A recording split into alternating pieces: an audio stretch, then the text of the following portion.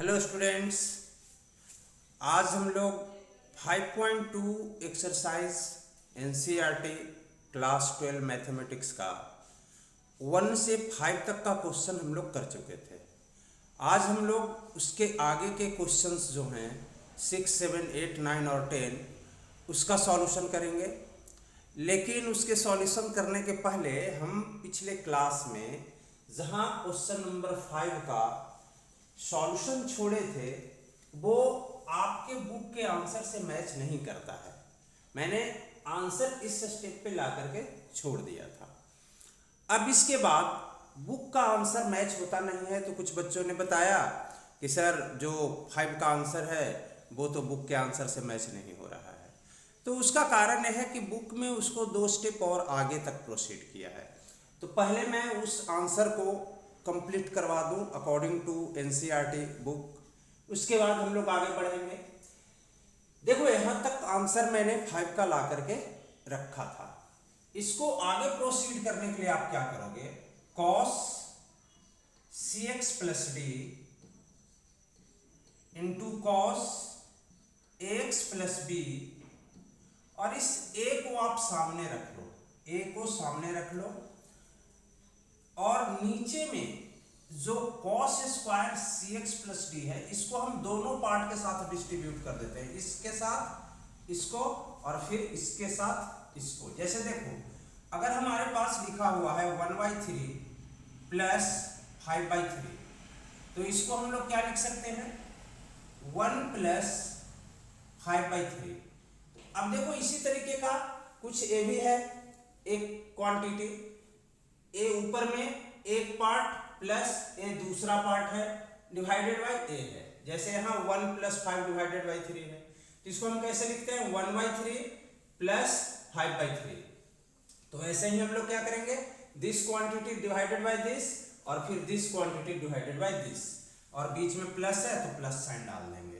तो यहाँ पे ये क्या हो जाएगा cos square cx plus D, cos square cx plus D, फिर प्लस हम लोग ए वाला क्वांटिटी लिखेंगे, क्या है इसमें भी c को पहले लिख दो, c को पहले लिखते हैं sine ax plus b into sine cx plus d divided by cos square cx plus d, cx plus d. अब देखो यहाँ cos square cx plus d को हम अगर यहाँ स्क्वायर हटा दें तो cos cx plus D square हटा करके हम यहाँ क्या कर रहे हैं cos cx plus d into cos cx plus D लिख रहे हैं। मतलब उसी को हम लोग क्या किए 2 बार लिख दिए। उसी तरीके से यहाँ पे भी हम लोग क्या करते हैं cos cx प्लस डी को स्क्वायर हटा करके 2 बार लिख देते हैं cos cx plus d into cos cx plus D. ठीक है, क्वांटिटी वही है cos square cx plus D, सिर्फ क्या किए उसको हम 2 बार सेपरेट लिख दिए cos cx plus D cos cx plus d. अब देखो यहाँ cos cx प्लस डी से cos cx plus D cancel हो जाएगा, तो a क्या हो जाएगा a और cos ax plus b, cos ax plus b. और यहाँ पे जब हम लोग कैंसिल किए थे तो कुछ नहीं 1 आया होगा ना। आप जब कैंसिल करते हैं सिमिलर क्वांटिटी को तो आपको रिजल्ट में क्या मिलता है 1। तो a cos ax plus b को तो मैंने लिख लिया, यहाँ का 1 जो है उसको आप इसके साथ ले लो cos cx प्लस डी के साथ, ठीक है, प्लस अब यहां पे हम लोग क्या करेंगे c sine ax plus b, ax plus b, और देखो यहां पे कुछ नहीं तो हम मल्टीप्लाइड बाई 1 से कहीं भी हम मल्टीप्लाई कर सकते हैं क्योंकि रिजल्ट पे कोई फर्क नहीं पड़ता है।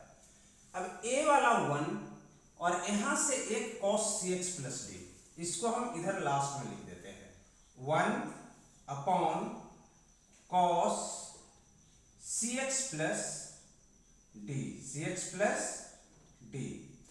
बाकी क्या बच गया, आपने c cos ax plus b यहां लिख लिया, 1 upon cos cx plus d यहां लिख दिया। बाकी ऊपर से बच गया न्यूमेरेटर से sin cx प्लस डी, तो आप यहां लिखो sin cx प्लस डी, और नीचे में आपको बच गया cos cx plus D, cos cx plus d. अब आप इसको क्या करो, एक स्टेप और प्रोसीड करो, a cos ax plus b into 1 by cos क्या होता है, सेक होता है, तो 1 बाई कॉस सेक होता है, तो आप इसको लिख दो sec cx plus d, cx plus d plus c sine ax plus b, ax plus b, और फिर उसके बाद आप देखो साइन बाई कॉस क्या होता है, साइन बाई कॉस tan होता है, तो साइन बाई कॉस tan होता है, तो sine cx plus d upon cos cx plus d tan cx plus d हो जाएगा, तो a आ जाएगा आपका tan cx प्लस डी। मतलब साइन कॉस को, साइन बाई कॉस को tan के फॉर्म में हम तभी लिख सकते हैं जब दोनों का एंगल सेम हो। तो यहाँ साइन के साथ एंगल cx प्लस डी है, कॉस के साथ भी एंगल cx प्लस डी है, दोनों सेम है, इसलिए हम साइन बाई कॉस को tan लिख सकते हैं। और इनटू फिर यहाँ 1 by cos cx plus d, 1 by cos sec होता है, तो इसको लिख दो सेक cx प्लस डी। आपका एनसीईआरटी का आंसर ए है।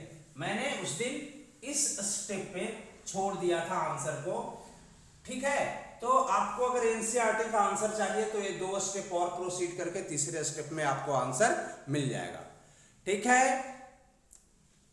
तो ये था आपका 5 का, कह सकते हैं थोड़ा सा 2 स्टेप और प्रोसीडिंग जो बाकी रह गया था, या अकॉर्डिंग टू एनसीईआरटी आंसर बाकी रह गया था, वो मैंने कर दिया। इसको आप लोग नोट कर लीजिए और आगे हम लोग प्रोसीड करेंगे क्वेश्चन नंबर 6। तो इसको मैं मिटा रहा हूं।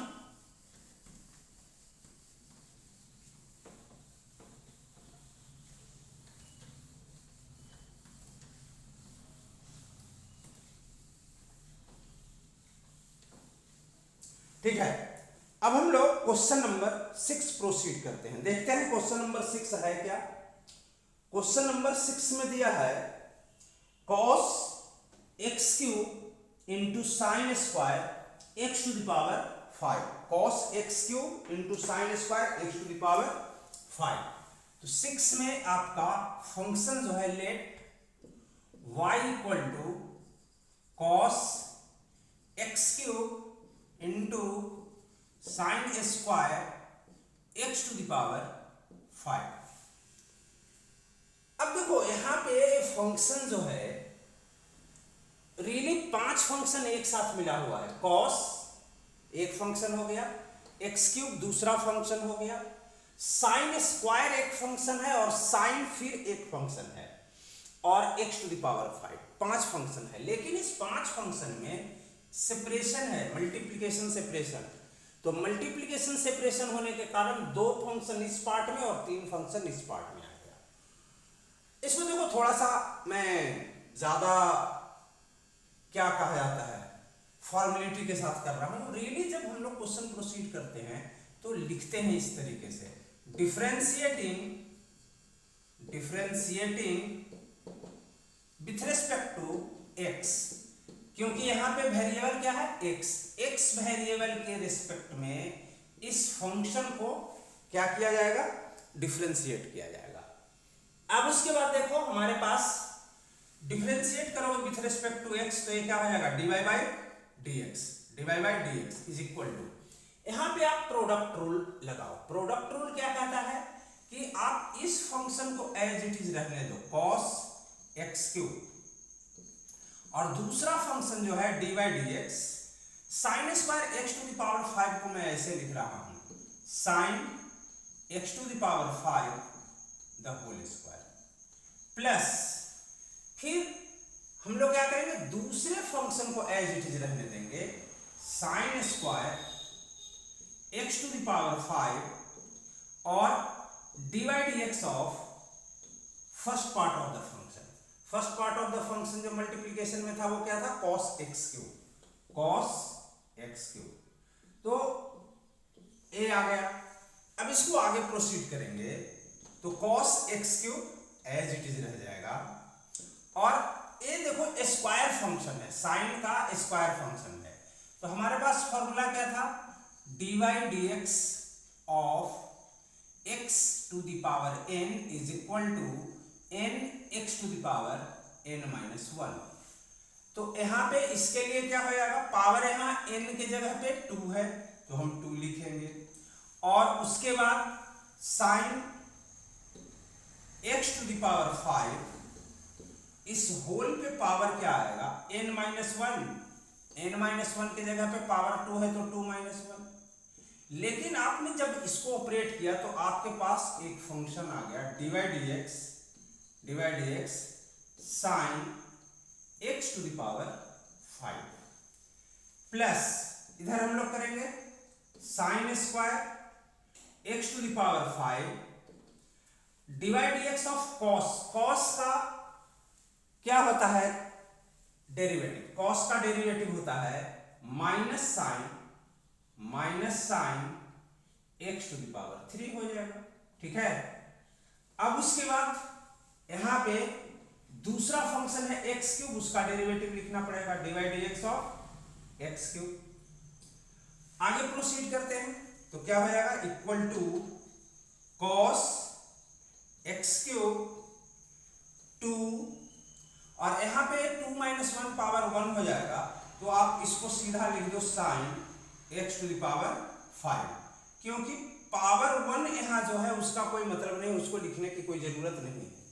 अब साइन फंक्शन का आप क्या करोगे, डेरिवेटिव निकालोगे, तो साइन फंक्शन का डेरिवेटिव क्या होता है, cos x to the power 5 है तो x टू द पावर 5, लेकिन यहाँ पे जो x टू द पावर 5 है ये भी एक फंक्शन है, तो अब इसका डेरिवेटिव करना पड़ेगा dy dx of x to the power 5 plus यहाँ क्या होगा sine square x to the power 5 और माइनस साइन x क्यूब और dy dx of x cube. तो x क्यूब को इस वाले फॉर्मूले से हम लोग करेंगे dy dx x to the power n x to the power n minus 1, तो n का वैल्यू 3 है तो 3, और फिर उसके बाद x to the power 3 minus 1 ये आ गया। अब इसको आगे हम लोग प्रोसीड करेंगे तो क्या होगा, cos x क्यूब। अच्छा यहां पे 2 sine x to the power 5 cos x to the power 5, और इसका डिफरेंशिएशन करोगे, इसका डेरिवेटिव निकालोगे तो क्या आएगा 5, ये फिर x to the power n वाले फॉर्मूले से होगा ना, तो x to the power n वाला फॉर्मूला यहाँ पे अगर अप्लाई करोगे तो 5 आ जाएगा into x to the power 5 minus 1। अब इसको प्लस माइनस लिख लो, माइनस, और 3 जो है इसको पहले लिख लो, x पे पावर 3 माइनस 1 2 जो है इसको भी यहां लिख लो, और sine square x to the power 5 और साइन x क्यूब। फिर उसके बाद हम लोग क्या करते हैं, एक स्टेप और लिख लो, देखो ये 5 2 जा 10 हो गया, ये वाला 5 और ये वाला 2, 5 2 जा 10, और x पे power 5 minus 1 means x to the power 4। उसके बाद ये जो ट्रिग्नोमेट्रिक फंक्शंस हैं cos x cube sine x to the power 5 cos x to the power 5 minus 3x square sine square x to the power 5 into sine x cube. ये आपका final result आ गया, it should be the answer. तो थोड़ा इसको भी check कर लेते हैं एनसीईआरटी से, क्योंकि पिछले क्वेश्चन में हम लोग देख चुके हैं कि हम लोग का आंसर मैच नहीं हुआ था एनसीईआरटी से, तो एक बार इसको देख लेते हैं बुक से, देखता हूं क्या आंसर आया है बुक में।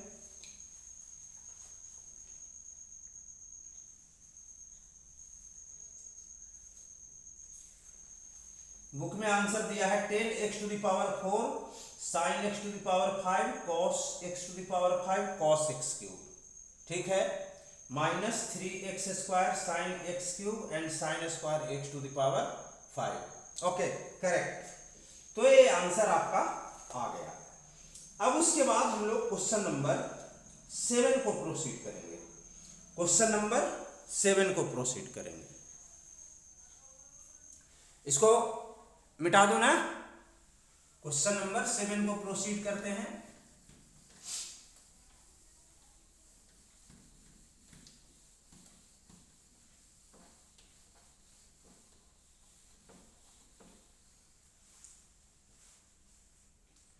देखो क्वेश्चन नंबर 7 में हमारा जो फंक्शन है 2√cot x² दिया है। 7th क्या दिया है? 2√cot x², cot x², ठीक है, cot x²। यहां पे हमारे पास 2 कांस्टेंट है। हम लोग क्या करते हैं, let y equal to, function हम y ले लिए, y इक्वल टू 2 और एक cot x² को हम लिख देते हैं। अच्छा एक बार रहने दो स्क्वायर रूट के अंदर ही, cot x² अंडर रूट। इसको एक स्टेप अब यहां लिख रहे हैं y इक्वल टू 2 और cot x² whole to the power हम हाफ लिख सकते हैं, whole to the power half लिख सकते हैं। अब आप क्या करो, differentiating with respect to x, differentiating with respect to x, क्या आ जाएगा, dy by dx is equal to, आपको बताया था कि कांस्टेंट इनटू सम फंक्शन अगर होता है तो हम लोग सीधा कांस्टेंट को बाहर ले लेते हैं और डेरिवेटिव किसका निकालते हैं, फंक्शन का। तो dy बाई dx और cot x² to the power half.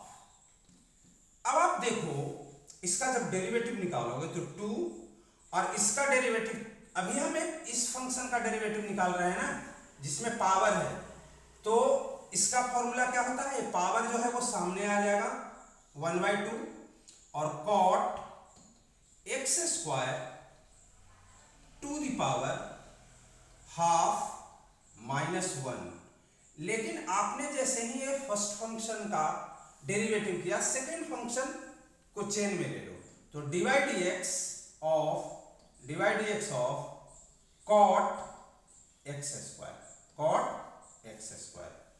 अब 2 तो कैंसिल हो गया, यहां पे आ गया cot x² और पावर हाफ -1 करोगे तो ये -हाफ आ जाएगा, और dy dx ऑफ cot का डेरिवेटिव होता है -cosec²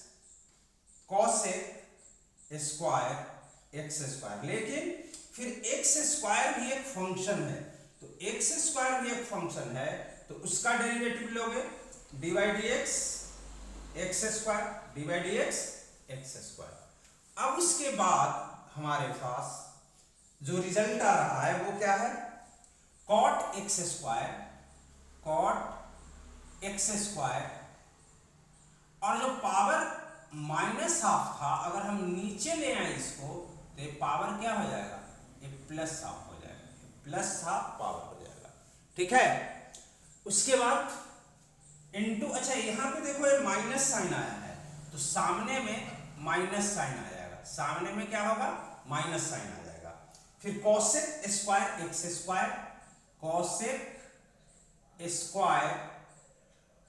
x² और dy dx x², तो इसका पावर तो आ जाएगा कहां, सामने 2 और x पे पावर होगा 2 - 1, x पे पावर कितना होगा, 2 - 1, ठीक है। ये थोड़ा ज्यादा ऊपर लिख दिया क्या, इसको थोड़ा नीचे लिख देता हूं, ये हो जाएगा cosec²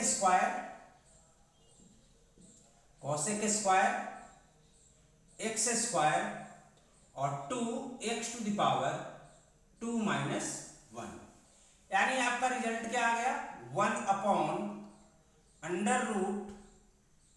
cos cot x square, ए पावर हाफ को हम अंडर रूट लिख सकते हैं ना, पावर हाफ का मतलब ही होता है क्या, अंडर रूट, ठीक है। और यहां पे हमारे पास क्या आ गया, कॉसेक, अच्छा ये माइनस साइन है तो ये माइनस साइन सामने रहेगा, कॉसेक स्क्वायर, देखो 1 से किसी भी क्वांटिटी को मल्टीप्लाई करोगे एज इट इज आ जाएगा, तो ऊपर में आ जाएगा कॉसेक स्क्वायर एक्स स्क्वायर और इसके साथ इंटू हो जाएगा 2 और x to the power 2 minus 1 1 और x टू द पावर 1 लिखने की जरूरत नहीं है। तो this should be your answer. देखते हैं बुक में क्या आंसर दिया है, शायद यही दिया हुआ होना चाहिए, अगर अलग होगा तो फिर कुछ पिछले क्वेश्चन नंबर 5 के आंसर जैसा कुछ और ट्रीटमेंट करना पड़ेगा। 7th का आंसर दिया है -2√2x upon sine x square under root sine 2x square, यानी इसमें कॉसेक और कॉट कहीं है ही नहीं। इसका मतलब यह है कि हमको कॉसेक कॉट को हटा करके पूरा फंक्शन साइन में चेंज करना है, पूरा फंक्शन साइन में चेंज करना है। अब देखो यहाँ पे पूरा फंक्शन साइन में चेंज करना है तो एक चीज तो दिख रहा है, क्या, माइनस, हम लोग कॉसेक स्क्वायर एक्स स्क्वायर को लिख सकते हैं 1 sign square x square, sine square x square, तो कॉसेक का काम खत्म हो गया। ये 2x को रहने दो, ये 2x को यहां रहने दो और यहां जो हमारे पास कॉट एक्स स्क्वायर है, चूंकि हमारा रिजल्ट पूरा साइन फंक्शन में है तो कॉट का तो कोई रोल है नहीं, तो कॉट को हम क्या कर रहे हैं, थोड़ा सा मॉडिफाई कर दे रहे हैं, कॉट को थोड़ा सा मॉडिफाई कर दे रहे हैं, इसको लिख दे रहे हैं cos x square divided by sine x square और ये जो पावर हाफ है, स्क्वायर रूट का मतलब पावर हाफ, उसको हम कॉस पे भी यूज कर रहे हैं, cos two the power half, और साइन पे भी यूज कर रहे हैं, sign to the power half, क्योंकि आप लोग ये फॉर्मूला तो पढ़े होंगे ना कि अगर a/b to the power m होता है, अगर पूरे पे पावर m होता है तो इसका मतलब होता है a to the power m divided by b to the power m, तो स्क्वायर रूट का मतलब पावर हाफ था, तो वो अगर हम कॉट को कॉस बाई साइन लिखते हैं, कॉट एक्स स्क्वायर था तो cos x square by sine x square लिखते हैं, तो स्क्वायर रूट का मतलब पावर जो था वो तो पूरे पे था, तो हम पावर डिस्ट्रीब्यूट कर दिए न्यूमरेटर में और डिनोमिनेटर में। ऐसा इसलिए करना पड़ा क्योंकि हमको पूरा रिजल्ट साइन फंक्शन में लाना है, तो एक कॉस को भी साइन फंक्शन में चेंज करना पड़ेगा।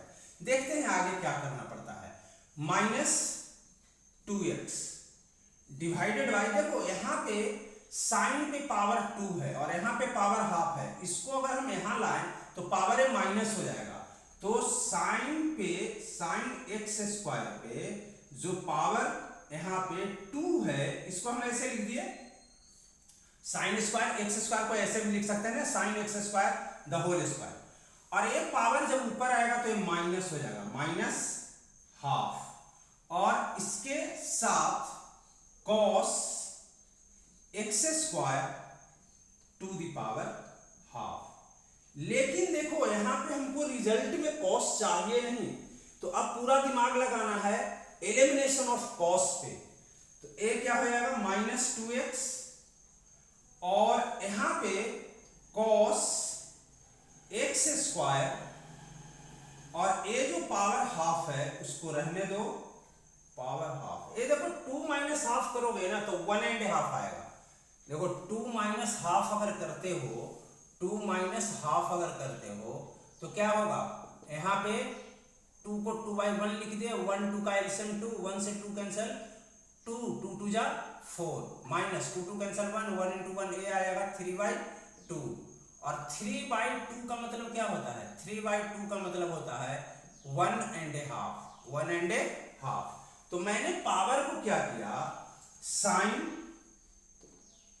एक्स स्क्वायर, इस पे पावर हाफ अलग कर दिए, पावर हाफ अलग कर दिए और 1 पावर को अलग कर दिए, साइन एक्स स्क्वायर इसको पावर 1। अब देखो यहाँ पे जो पावर 1 है और यहाँ पे जो पावर हाफ है 1/2 है, सेम बेस होने के कारण ये पावर क्या होगा, ऐड हो जाएगा।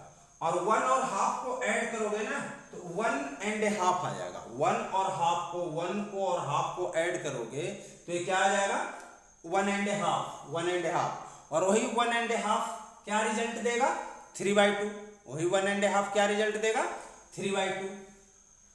अब यहां देखो क्या करो, -2x डिवाइडेड बाय, ऐसा हम इसको डिस्ट्रीब्यूट क्यों किए, आपके दिमाग में भी आना चाहिए ना कि हमको कैसे समझ में आएगा कि डिस्ट्रीब्यूट करना है। हमको यहां दिख रहा था cos x स्क्वायर पे पावर हाफ और यहां पे 1.5 जो पावर था, हम इसको साइन के साथ लेने पे क्या हो गया, अब एक साथ ही आ गया अंडर रूट, पावर हाफ का मतलब अंडर रूट होता है, अंडर रूट क्या, cos x स्क्वायर और इंटू साइन एक्स स्क्वायर, ये हमारे पास एक साथ स्क्वायर रूट के अंदर आ गया। इसीलिए हम 1.5 पावर जो था साइन का, इसको कैलकुलेट करने पे जो 1.5 आया था, उस 1.5 को 1 यहाँ और हाफ यहाँ, क्योंकि आपको ये मालूम है ना, छोटे क्लासेस में 7th में पढ़े होंगे लॉज ऑफ एक्सपोनेंट में कि अगर सेम बेस होता है तो मल्टीप्लिकेशन में पावर ऐड हो जाता है, तो 1 और हाफ को ऐड करोगे तो 1.5 आ जाएगा। ऐसे भी आप याद रखना, कभी भी मिक्स्ड फ्रैक्शन लिखा हुआ है तो उसका मतलब होता है 1 + हाफ। अगर कोई लिखता है आपको 5 2/3 तो इसका मतलब होता है 5 + 2/3। याद रखिएगा, ये बहुत काम का चीज है, ये बहुत काम का चीज है। अब उसके बाद देखो यहाँ पे हम लोग क्या करते हैं, यहाँ पे साइन एक्स स्क्वायर तो एज इट इज रह जाएगा, sine x square as it is रह जाएगा। लेकिन याद रहे हमारा रिजल्ट जो है वो सिर्फ साइन फंक्शन में है, सिर्फ साइन फंक्शन में है, तो साइन एक्स स्क्वायर तो दिक्कत नहीं कर रहा है, ये कॉस हमको दिक्कत दे रहा है। तो कॉस दिक्कत दे रहा है तो उसको कैसे एलिमिनेट किया जाए देखते हैं। उसको एलिमिनेट करने का क्या उपाय है, -2x डिवाइडेड बाय, आप क्या करो, स्क्वायर रूट के अंदर 2 cos x square into sine x square A लिख दो, और बाकी हमारे पास साइन एक्स स्क्वायर तो था ही, तो साइन एक्स स्क्वायर ए हम लोग लिख दिए। अब यहां पे देखो हम लोग एक फॉर्मूला पढ़े हैं क्लास 11th में, 2 sin theta into cos theta, मतलब साइन के साथ जो एंगल होना चाहिए वो सेम होना चाहिए, कॉस के साथ जो एंगल होना चाहिए वो सेम होना चाहिए। यहां देखो साइन के साथ एक्स स्क्वायर है और कॉस के साथ भी एक्स स्क्वायर है, तो दोनों के साथ एंगल सेम है। जो एंगल साइन के साथ है एक्स स्क्वायर, वही एंगल कॉस के साथ भी है एक्स स्क्वायर। तो यहां पे अगर ये दोनों सेम होता है तो 2 sin थीटा cos थीटा का फॉर्मूला आता है sin 2 थीटा। लेकिन ये फॉर्मूला लाने के लिए स्क्वायर रूट के अंदर 2 हम लोग यूज किए हैं, जो हमारे पास नहीं था, यानी स्क्वायर रूट 2 हम नीचे लिए हैं।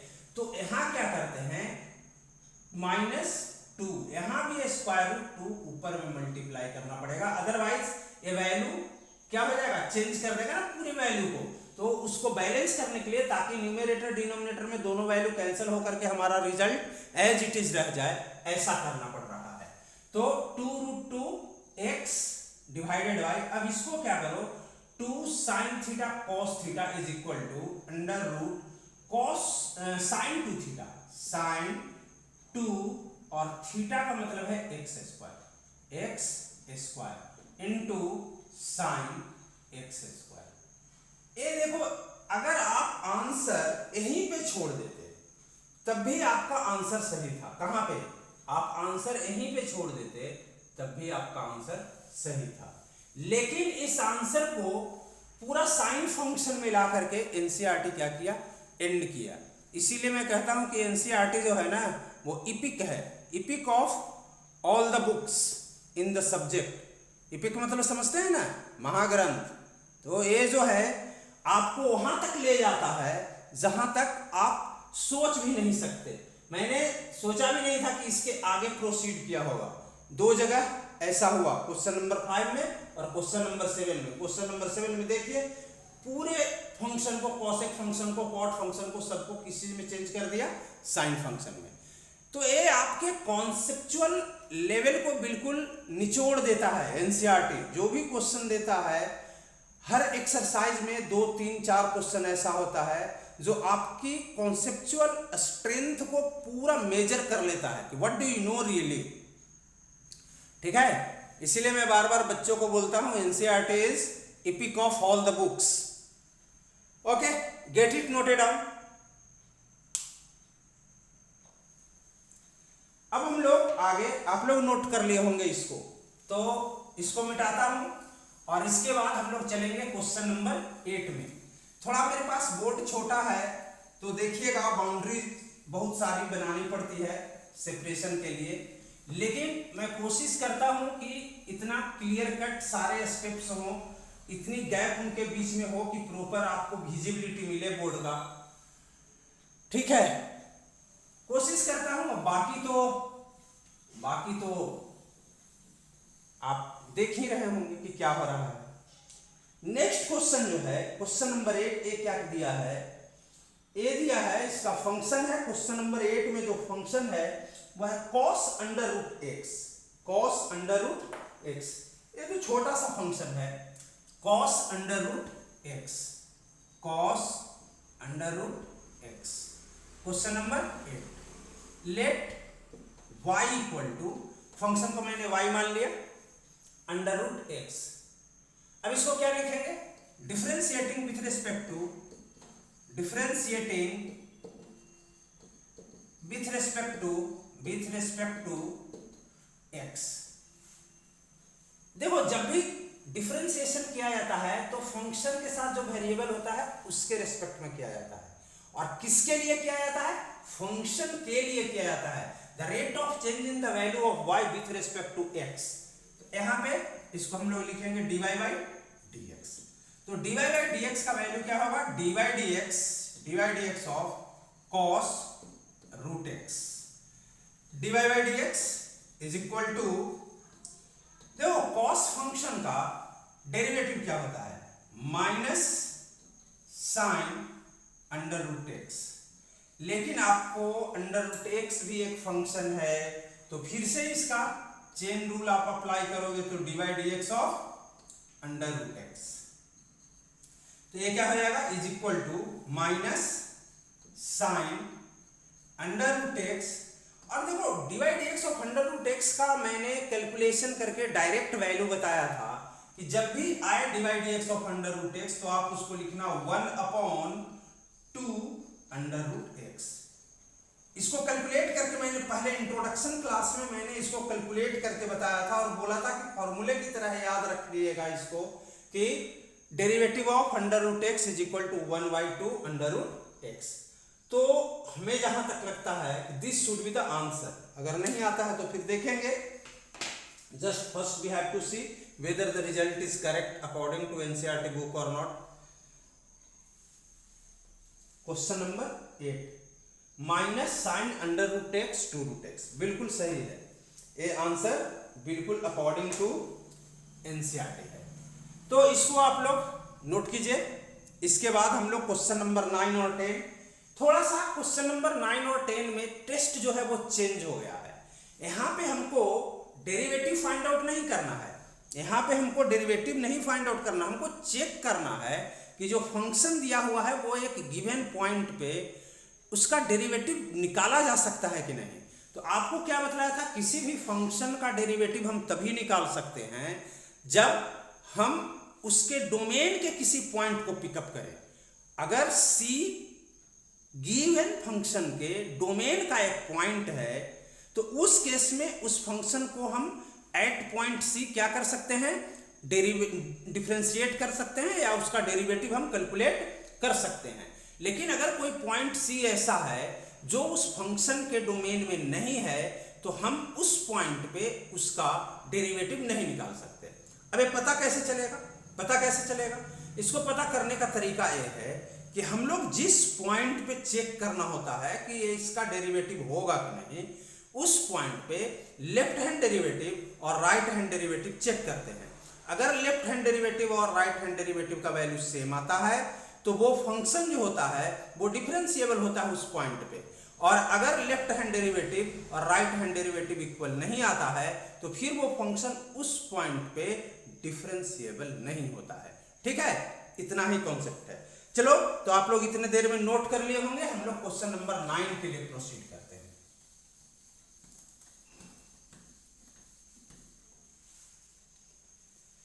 देखो क्वेश्चन नंबर 9 क्या है, कहता है prove that the function f given by f x equal to mod x minus 1 x belonging to all real number is not differentiable at x equal to 1। तो पहले तो फंक्शन हम लोग ले लिए और उसके बाद x इक्वल टू 1 पे वो डिफरेंशिएबल नहीं है, ये हमको चेक करना है। तो पहले हमारा फंक्शन क्या है, 9th फंक्शन है हमारा f x equal to mod x minus 1।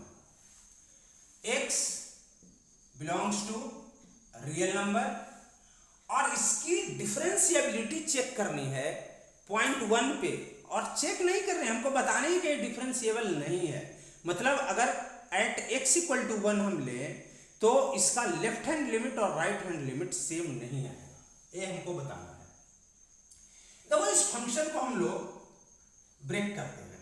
F x is equal to, आपको मैंने बहुत बार बताया था कि मॉडलस के अंदर का क्वांटिटी, मॉडलस के अंदर का क्वांटिटी यानी हम x माइनस 1 की बात कर रहे हैं, ठीक है, x माइनस 1 की बात कर रहे हैं। अगर वो 0 से बड़ा होता है, अगर मॉडलस के अंदर की क्वांटिटी 0 से बड़ा होता है या 0 के इक्वल होता है तो उस मॉडलस के अंदर की क्वांटिटी को एज इट इज हम लिखते हैं इफ दिस। ठीक है, अगर मॉडलस के अंदर की क्वांटिटी यानी x माइनस 1 लेस देन 0 होता है तो मॉडलस के अंदर के क्वांटिटी के सामने, मॉडलस के अंदर के क्वांटिटी के सामने माइनस साइन लगा दिया जाता है, जो क्या करता है, फाइनल वैल्यू पॉजिटिव देता है। ये माइनस साइन इसीलिए लगाया जाता है ताकि ये जो फाइनल रिजल्ट इसका है वो पॉजिटिव है। इसको अगर नहीं समझ में आ रहा तो आप ऐसे लिख सकते हो। सपोज कर लो कि हमारे पास x है, मॉडुलस x है, कोई फंक्शन है मॉडुलस x, तो अगर x जो है वो ग्रेटर देन और इक्वल टू 0 होता है तो मॉडुलस x का वैल्यू x ही होता है।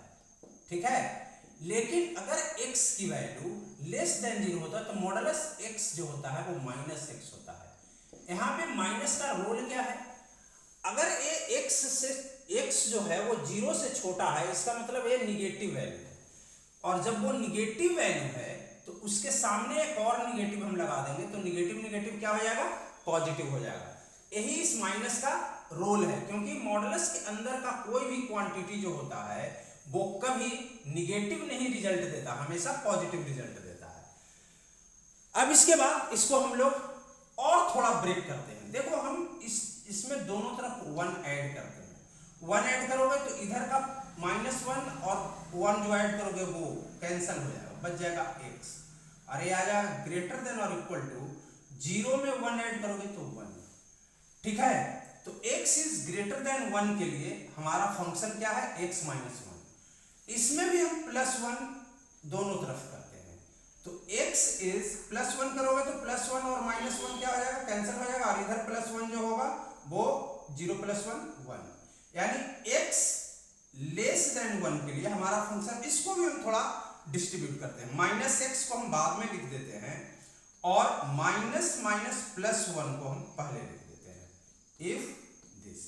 तो अगर x इज लेस देन 1 तो हमारा फंक्शन है 1 - x, और अगर x इज ग्रेटर देन 1 तो हमारा फंक्शन है x - 1। यहां तक कोई दिक्कत नहीं होना चाहिए। अब इसके बाद देखो हम लोग क्या करते हैं, हमारे पास स्टैंडर्ड डेरिवेटिव का फॉर्मूला क्या था, limit x tends to c, x tends to c, F x minus F C divided by X minus C. ये स्टैंडर्ड लिमिट का फॉर्मूला है जिसको हम लोग फर्स्ट प्रिंसिपल फॉर्मूला कहते हैं। देखो फर्स्ट प्रिंसिपल फॉर्मूला हो सकता है कि मैं कहीं दूसरे तरीके से भी डिफाइन किया होगा एलएचडी और आरएचडी के फॉर्म में, लेकिन ये मेन फॉर्मूला है। तो limit function x minus function c upon x minus c। हम यहाँ पे क्या करते हैं, सबसे पहले लेफ्ट हैंड डेरिवेटिव के लिए काम करते हैं। तो लेफ्ट हैंड डेरिवेटिव अगर देखते हैं तो लिमिट लेफ्ट हैंड डेरिवेटिव मतलब किसके लिए, एट x इक्वल टू 1 के लिए, x इक्वल टू 1 के लिए। तो x इक्वल टू 1 पे अगर लेफ्ट हैंड लेते हैं तो 1 के लेफ्ट साइड में, 1 के लेफ्ट साइड में जो भी होगा 1 से छोटा होगा। आप नंबर लाइन में जानते हैं ना कि लेफ्ट साइड में जो भी होता है वो छोटा होता है, राइट साइड में जो भी होता है वो बड़ा होता है। तो 1 के लेफ्ट साइड में छोटा होगा, यानी x जो है 1 से छोटा है, x जो है वो 1 से छोटा है, यानी हमारी जो लिमिट होगी x होगी it will move towards, it will tend to 1 negative. अब हमारा एक फंक्शन क्या होगा, फंक्शन हो जाएगा c minus h minus F C divided by c minus h. अच्छा अभी लेकिन हम लोग h लिखे नहीं हैं, हम लोग अभी इसका लिमिट चेंज नहीं किए हैं, तो इसको एज इट इज रहने दो, अभी आप एज इट इज रहने दो। इसको ले लो F x minus F C upon X minus C. अब हम लोग क्या करते हैं, ये लिमिट जो है वो चेंज कर रहे हैं। Limit h tends to 0, h tends to 0। तो हमको यहां पे क्या करना है, 1 से कम, तो x के जगह पे हमको लेना पड़ेगा 1 माइनस h, ठीक है। और फंक्शन x पे चेक किया जा रहा है, x इक्वल टू 1 पे, तो यहां पे क्या लेना पड़ेगा, minus f1 divided by x is replaced by 1 minus h minus c मतलब कहां पे function x equal to c पे हम लोग देख रहे हैं ना, और c का वैल्यू कितना है 1। x इक्वल टू c पे हम इसकी लिमिट, इसकी डेरिवेटिव को चेक कर रहे हैं और c की वैल्यू कितनी है 1।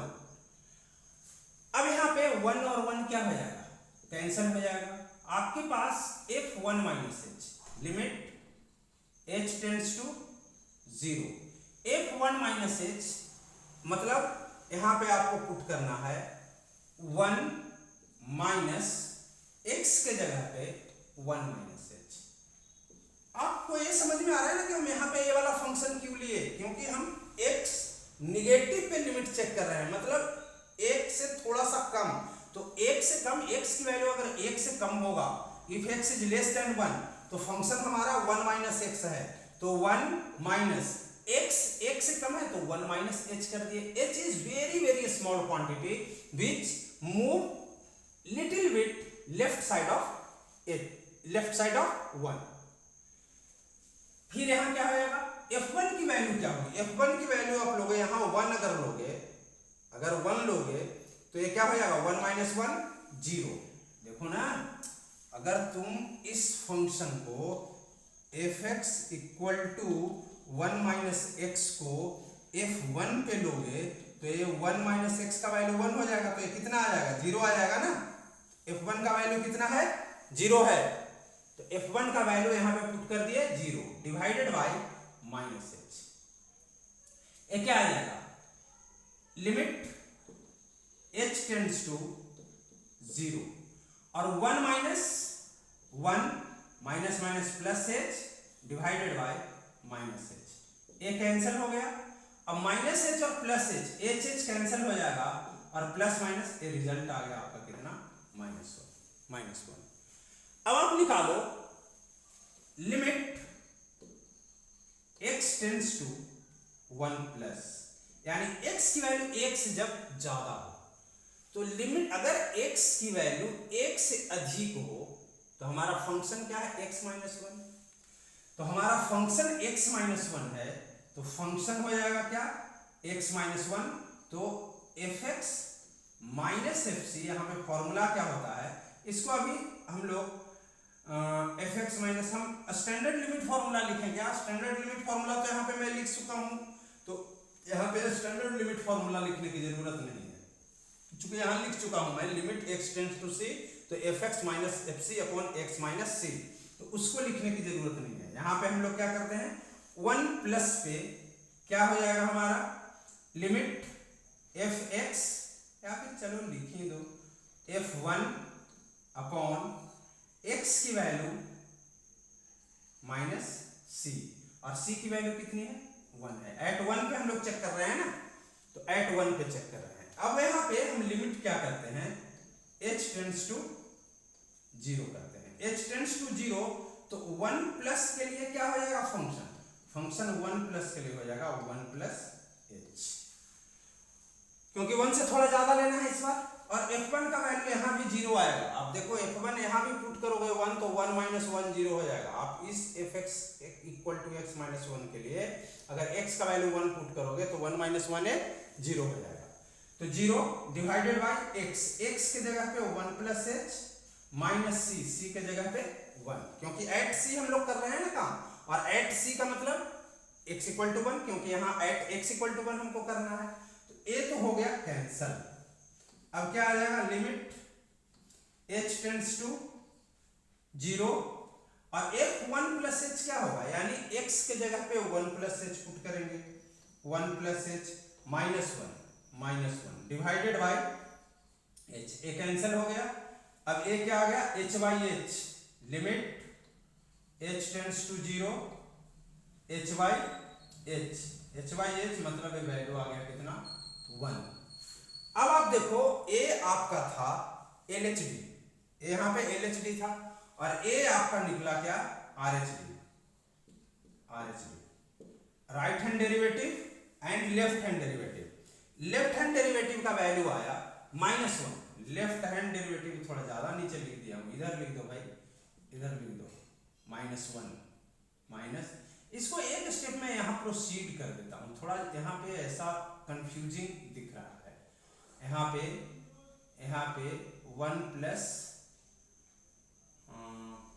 1 माइनस 1 और minus minus plus h divided by minus h equal to limit h tends to 0 और h अपॉन माइनस h, और अब इसको कैंसिल करके लिख देते हैं इक्वल टू -1। ये थोड़ा ज्यादा अच्छा दिख रहा है।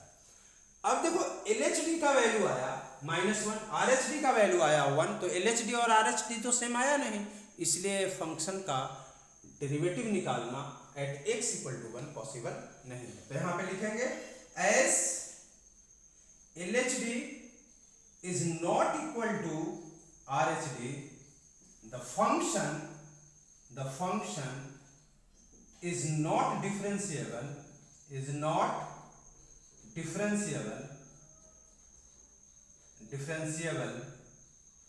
at x equal to 1, ठीक है, आया समझ में। तो इस तरीके से इसको प्रोसीड करना था। Get it noted down fast.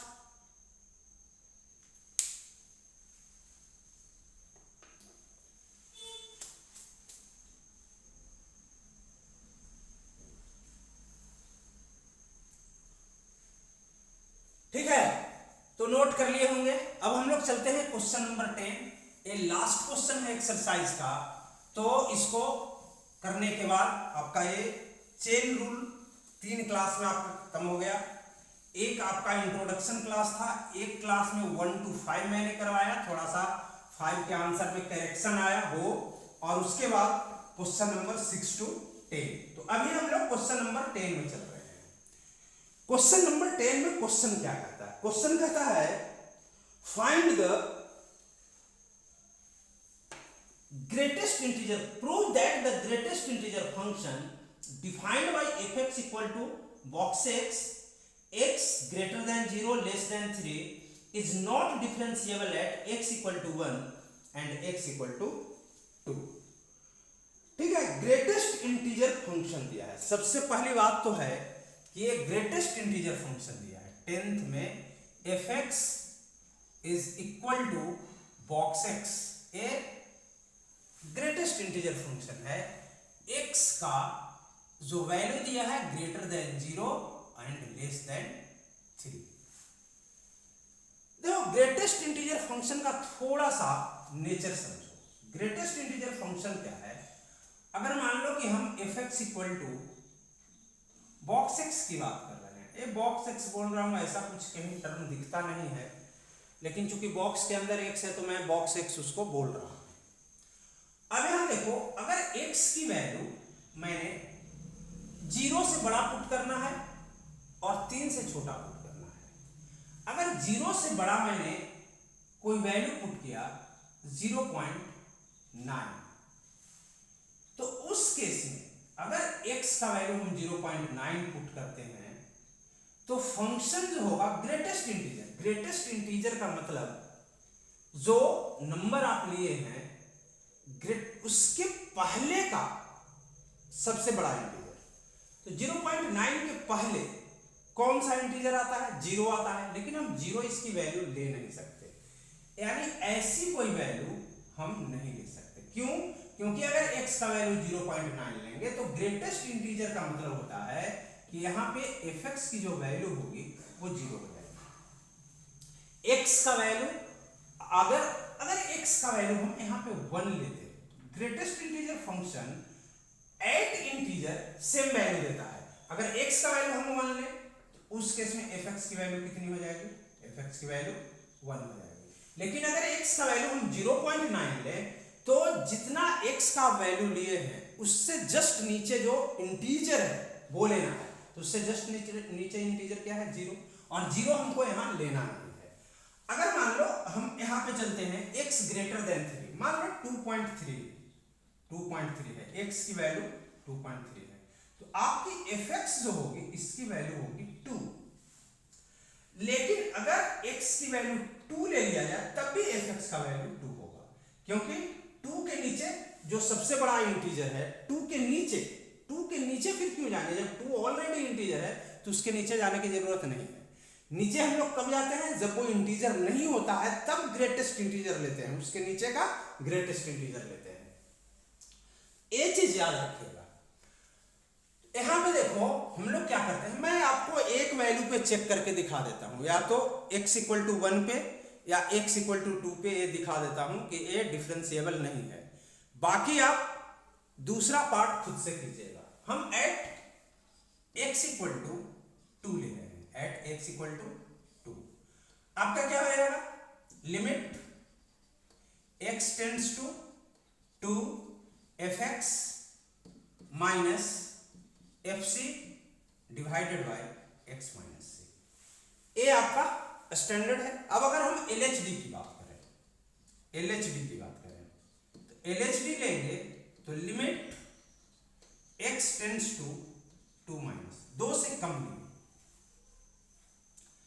2 से कम लिए तो हमारा function fx minus f2 upon x minus 2 ये आ रहा है। अब हम लिमिट चेंज कर रहे हैं, limit h tends to 0, h tends to 0 ले रहे हैं तो 2 से कम तो क्या हो जाएगा? 2 माइनस h माइनस f2। आपको क्या बोला कि अगर आप 2 लेते हैं, x का वैल्यू 2 लेते हैं एट 2 तो fx भी कितना हो जाएगा? 2 हो जाएगा। तो a वैल्यू कितना हो जाएगा? 2 डिवाइडेड बाय x कितना हो गया?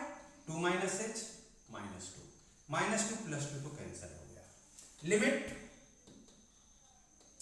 h tends to 0। अब आप 2 माइनस h फंक्शन अगर लेते हो, 2 माइनस h फंक्शन लेते हो तो आपके पास जो भी वैल्यू आएगा 2 माइनस h, आप देखो ना, अगर हम x की वैल्यू 2 में से थोड़ा सा कम 1.99 ले लिए, 1.99 ले लिए, तो आपका फंक्शन जो होगा fx जो होगा वो 1 हो जाएगा ना, क्योंकि वहां से नीचे का ग्रेटेस्ट इंटीजर जो वैल्यू आपने x का लिया है, अगर वो इंटीजर नहीं है, अगर वो फ्रैक्शनल वैल्यू है, तो तो उससे जस्ट नीचे का ग्रेटेस्ट इंटीजर, तो 1.99 से जस्ट नीचे का ग्रेटेस्ट इंटीजर क्या होता है? 1 होता है। तो यहाँ पे हम क्या पुट करेंगे? f2 माइनस h के जगह पे 1 minus 2 upon minus h, 1 minus 2 minus 1 divided by minus h, एक कैंसिल हो जाएगा और 1/h की वैल्यू जो होती है वो होती है इंफिनिटी। तो LHD तो इंफिनिटी आ गया, हम इसका RHD चेक करते हैं। तो RHD में क्या होगा? RHD में limit x tends to 2 plus, तो आपका फंक्शन क्या हो जाएगा? फंक्शन हो जाएगा 2 प्लस h, 2 से थोड़ा सा ज्यादा। h is the quantity which is slightly greater than 0 और tends to 0। Tends to 0 means not 0 but approximately 0। अब और यहाँ f2 है, तो f2 का तो वैल्यू मैं आपको बोला था कि 2 ही होगा। अगर x इक्वल टू 2 लेंगे तो fx का वैल्यू भी 2 होगा। और नीचे में हो जाएगा 2 प्लस h माइनस 2, एक कैंसिल हो गया। अब हम लिमिट h टेंड्स टू 0 चलते हैं, h tends to 0। h tends to 0 आप चलोगे तो f2 प्लस h, अगर आप x का वैल्यू 2 से थोड़ा बढ़ा लेंगे, अगर आप x का वैल्यू 2 से थोड़ा बढ़ा लेंगे, मान लो कि 2.000001 ले लीजिए, तो fx की वैल्यू क्या होगी? आपकी फंक्शन जो होगी वो इसके नीचे का ग्रेटेस्ट इंटीजर, तो इसके नीचे का ग्रेटेस्ट इंटीजर क्या है? 2 है, तो fx का वैल्यू 2 हो जाएगा। तो a वैल्यू जो है वो 2 माइनस 2 डिवाइडेड बाई h, और 2 माइनस 2 डिवाइडेड बाई h कितना हो जाएगा? 0।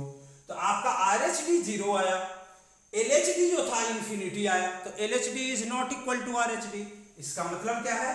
LHD is not equal to RHD, और LHD और RHD जब इक्वल नहीं है बेटा, hence this function is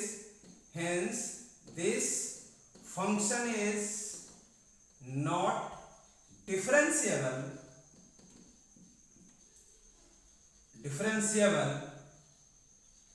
at x equal to 2।